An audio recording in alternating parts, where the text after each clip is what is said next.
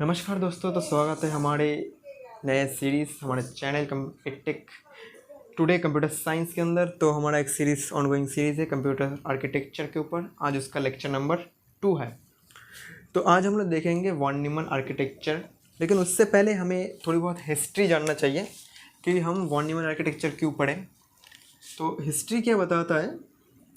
History tells us that computer processor और CPU unit दो तरह का हो सकता है। एक है फिक्स्ड प्रोग्राम्ड और दूसरा स्टोर्ड प्रोग्राम।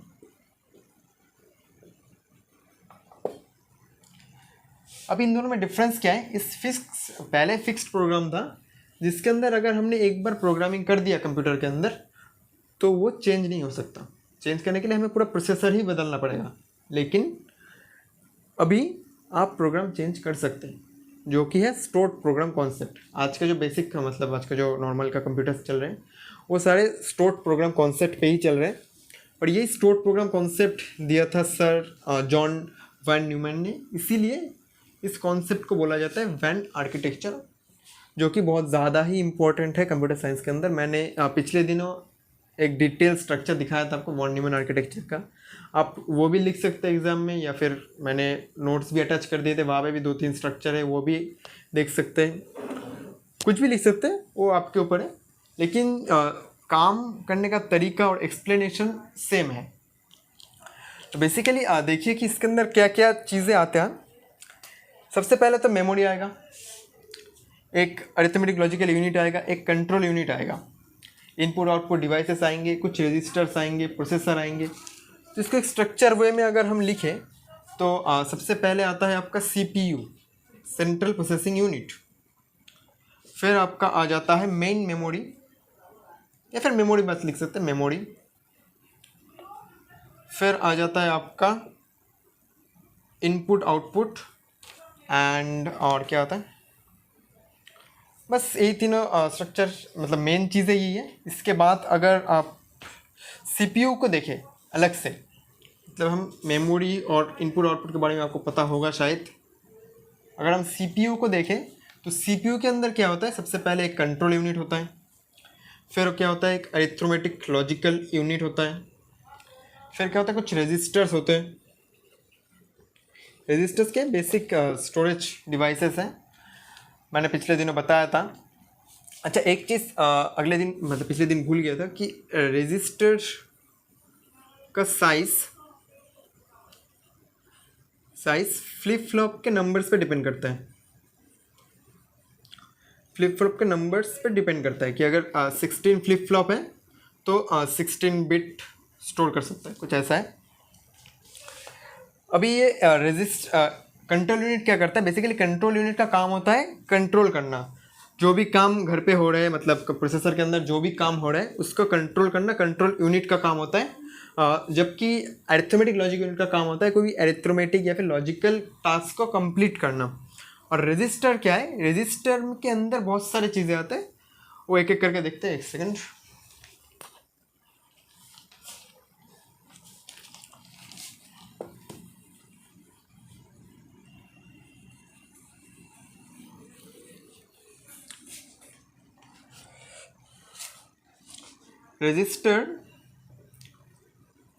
रजिस्टर के अंदर सबसे पहले आता है आपका एक्यूमुलेटर।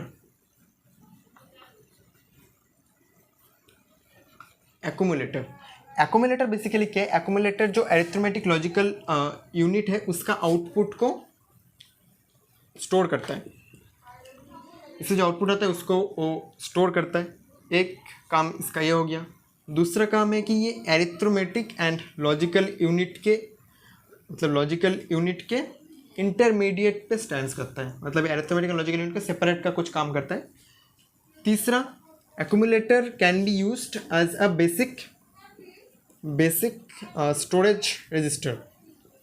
इसके अंदर आप कुछ स्टोर करके उसके साथ प्रोग्राम भी कर सकते हैं। ये 3 मेन काम है एक्यूमुलेटर का। आप डिटेल्स में पढ़ सकते हैं, आपको नोट मिल जाएंगे हमारे नीचे डिस्क्रिप्शन पे।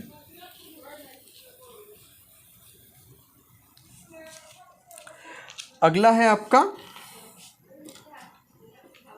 Program counter. प्रोग्राम काउंटर का काम क्या है? बेसिकली आप जो प्रोग्राम, जो इंस्ट्रक्शन आप कंप्यूटर को दिए है वो कहाँ से स्टार्ट होगा उसका ट्रैक रिकॉर्ड रखता है प्रोग्राम काउंटर, कि प्रोग्राम लोकेशन के मतलब मेमोरी के इस लोकेशन पे है, इस लोकेशन से वो स्टार्ट होगा। प्रोग्राम काउंटर क्या करता है? प्रोग्राम काउंटर वो जो लोकेशन उसके पास है जहाँ से इंस्ट्रक्शन और प्रोग्राम रन होगा, स्टार्ट होगा, वो मेमोरी एड्रेस रजिस्टर को दे देता है। ये आपका नेक्स्ट रजिस्टर हो गया मेमोरी एड्रेस रजिस्टर। इसके पास क्या होता है? इसके पास आपका जो कोड है वो जहाँ पे स्टोर है, जिस रजिस्टर पे स्टोर है उसका एड्रेस होता है। वो एड्रेस क्या करता है? वो एड्रेस ये देता है मेमोरी डेटा रजिस्टर को, जहाँ पे आपका डेटा स्टोर रहता है। ठीक है, मेमोरी डेटा रजिस्टर। तो सीक्वेंस समझ लिए। प्रोग्राम काउंटर पहले मेमोरी एड्रेस रजिस्टर को एड्रेस बताएगा कि कहाँ से वो डेटा आपको फेच करना है, मतलब प्रोग्राम कहाँ से स्टार्ट हो रहा है उसका। फिर मेमोरी एड्रेस रजिस्टर के पास मेमोरी डेटा रजिस्टर का एड्रेस सेव होगा, वहाँ पे क्या सेव होगा? मेमोरी डेटा रजिस्टर पे। मेमोरी डेटा रजिस्टर पे वो डेटा स्टोर होगा जो आपको फेच करना है आपके प्रोसेस को कंप्लीट करने के लिए। कैसे करेंगे वो बाद में देखेंगे। और एक और है, अभी जो डेटा हमने फेच किया है, जो प्रोग्राम हमने फेच किया है, वो सबसे पहले आएगा आपका IBR पे। IBR क्या है? Instruction buffer register. Instruction buffer register पे क्या होता है? इंस्ट्रक्शन बफर रजिस्टर पे जो इंस्ट्रक्शन रजिस्टर पे जाने वाला है, मतलब अभी तक गया नहीं है, इंस्ट्रक्शन रजिस्टर पे होल्ड पे है, बफर पे है, वो जो इंस्ट्रक्शन स्टोर रहता है उस रजिस्टर को बोलते हैं IBR और इंस्ट्रक्शन बफर रजिस्टर। जब इंस्ट्रक्शन रजिस्टर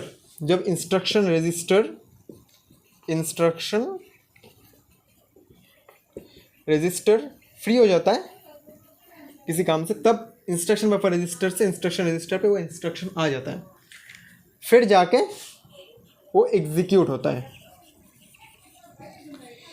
यही कुछ बेसिक रजिस्टर्स थे जो कि मतलब स्पेशल पर्पस रजिस्टर बोला जाता है जिन लोगों को। इसके अलावा भी कुछ जनरल पर्पस रजिस्टर होता है जिनको आप स्टोर कर सकते हैं, जिसमें आप डेटा स्टोर कर सकते हैं या फिर आपका प्रोग्राम स्टोर करवा सकते हैं। वो जनरल पर्पस रजिस्टर है। बस रजिस्टर का टॉपिक यही तक का था। इसके बाद रजिस्टर ट्रांसफ़र, रजिस्टर एड्रेसिंग, ये सब देखेंगे हम अगले वीडियो में।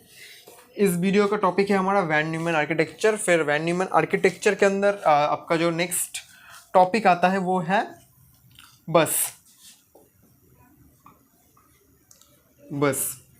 ये वो वाला व्हीकल वाला बस नहीं है। ये जो ब्लैक कलर के मार्क आप देख रहे हैं इसको छोड़ के, इसका मैंने बस पॉइंट किया रजिस्टर के लिए। ये जो ब्लैक कलर के आप जो डेटा लाइंस या फिर कुछ एरोस देख पा रहे हैं, इनको बोला जाता है बस। बस से बेसिकली क्या होता है, जैसे हम एक जगह से दूसरी जगह पे ट्रांसफ़र होता है तो डेटा भी एक जगह से दूसरी जगह पे ट्रांसफ़र होने के लिए बस का इस्तेमाल करता है। ये बस बेसिकली 3 टाइप्स के होते हैं। एक है एड्रेस बस, सेकेंड है डेटा बस, एंड थर्ड है कंट्रोल बस। अभी इन तीनों भाई साहब का जैसा नाम है वैसा काम है। एड्रेस बस क्या करेगा? जिस बस से एड्रेस मतलब किसी जगह का एड्रेस, किसी रजिस्टर का एड्रेस कंप्यूटर के अंदर या फिर किसी मेमोरी लोकेशन का एड्रेस ट्रांसफ़र होगा। डेटा के थ्रू क्या होगा? डेटा बस के थ्रू डेटा ट्रांसफ़र होगा। बेसिक नाम से आपको पता चल रहा होगा कि डेटा बस के थ्रू क्या होगा, सब डेटा ही ट्रांसफ़र हो सकता है। और कंट्रोल बस के थ्रू क्या ट्रांसफ़र होगा? कंट्रोल यूनिट कुछ सिग्नल सेंड करेगा कंट्रोल करने के लिए हर एक यूनिट के अंदर, तो वो कंट्रोल बस से ट्रांसफ़र होता है। जैसे कि ये स्ट्रक्चर पे ये है आपका डेटा बस जिससे हम डेटा ले रहे हैं इनपुट आउटपुट से। ये भी आपका डेटा बस है, मेमोरी से इनपुट आउटपुट ले सकते हैं। ये कंट्रोल बस है। और एड्रेस बस भी इसके थ्रू यूज़ हो सकते हैं, एड्रेस फेच करने के लिए मेमोरी से। तो ये तीनों बस है, लेकिन इनका एक बहुत अच्छा स्ट्रक्चर है। जो स्ट्रक्चर बनाने के लिए मुझे बोर्ड क्लीन करना पड़ेगा। ये है बेसिक स्ट्रक्चर ऑफ बस, जिसके अंदर ये जो फर्स्ट देखते हैं कि एड्रेस बस बेसिकली क्या है। एड्रेस बस एड्रेस को कैरी करता है। कहाँ से कैरी करेगा? मेमोरी से प्रोसेसर या फिर सीपीयू तक, क्योंकि इनपुट आउटपुट के साथ एड्रेस का तो कुछ झंझट है नहीं। तो एड्रेस बस बेसिकली क्या करता है, या तो इनपुट आउटपुट पे एड्रेस बता सकता है, आपको आउटपुट दिखा सकता है क्योंकि देख पा रहे कि आउटपुट दे रहा है, और या तो सीपीयू उसको एड्रेस बता सकता है, मेमोरी के अंदर से एक्सेस कर सकता है। डेटा बस क्या है? डेटा बस एक बाई डायरेक्शनल बस है। एड्रेस बस यूनिडायरेक्शनल था, मतलब एक ही तरह डेटा फ्लो हो सकता है, एक ही तरह जा सकता है एड्रेस।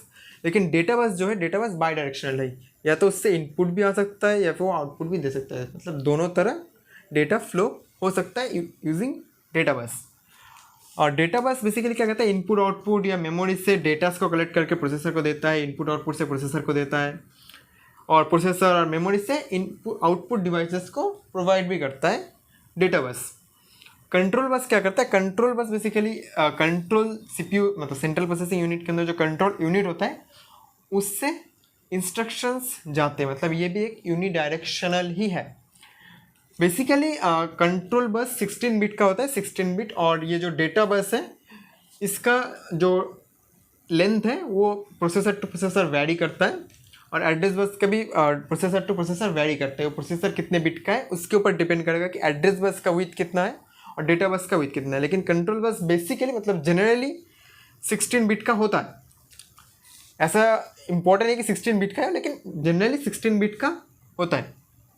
इस स्ट्रक्चर को बस स्ट्रक्चर बोला जाता है, और बस स्ट्रक्चर आपके अगर एग्जाम में पूछे जाते हैं तो ये स्ट्रक्चर ड्रॉ कर सकते हैं। और भी स्ट्रक्चर मिल जाएंगे आपको ऑनलाइन में, वो भी ड्रॉ कर सकते हैं, ऐसी कोई बात नहीं है, कोई रिस्ट्रिक्शंस नहीं है, आप कुछ भी ड्रॉ कर सकते हैं। लेकिन बस कॉन्सेप्ट क्लियर होना चाहिए। और ये जो एरो हमने दिया है ना, इस एरो का बहुत डीप मीनिंग है, ठीक है। इस एरो बस ऐसे ही लगा देना मत, क्योंकि एरो अगर गलत लगे, अगर टीचर ने मतलब थोड़ा देख के चेकिंग कर लिया तो आपका आंसर गलत हो जाएगा। ये एरोस को थोड़ा अच्छे से देख लीजिए। बस यही सिंपल सा टॉपिक है बस स्ट्रक्चर। एक छोटा सा चीज़, आप लोगों ने यूएसबी का नाम सुना होगा। यूएसबी डिवाइस आप यूज़ करते हैं, इसका फुल फॉर्म होता है क्या पता है आपको? यूनिवर्सल सीरियल बस। हाँ, इसके एंड में भी बस आता है, ये वही है, वही वाला बस है, सेम बस है जो डेटा को ट्रांसमिट करता है, डेटा को ट्रांसफ़र करता है। ये इसका क्या है, एक टाइम पे मतलब वंस इन अ टाइम एक बिट डेटा ट्रांसफ़र होता है। ये बेसिक कॉन्सेप्ट है। आज के जो इतने फास्ट यूएसबी आते हैं उसके साथ इसका कुछ लिंक नहीं है। बस ये जान के चलिए कि ये जो यूनिवर्सल सीरियल बस है, ये बस और जो बस स्ट्रक्चर अभी हमने पढ़ा वो सेम बस ही है, सेम कॉन्सेप्ट पे बना हुआ है यूनिवर्सल सीरियल बस। Thank you.